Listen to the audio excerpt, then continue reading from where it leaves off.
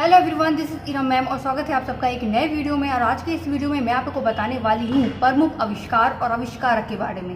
तो वीडियो को इन तक देखिए, लेकिन आगे बढ़ने से पहले वीडियो को करें लाइक और चैनल को करें सब्सक्राइब। प्रमुख आविष्कार और आविष्कारक के नाम: calculator B Pascal, fountain pen Waterman, lift F G Otis, machine gun James Puckle, globe Martin Behaim, photography film George Eastman, radar R A Watson Watt, revolver Colt, सिलाई machine Elias Howe, safety pin Walter Hunt, cycle Macmillan, भाप engine James Watt, television J L Baird, refrigerator Harrison एवं Catlin, camera तथा lens Jeans, हवाई जहाज Wright brothers, railway engine Stephenson, barometer Torricelli, telephone Graham bell, radio G Marconi, computer Charles Babbage,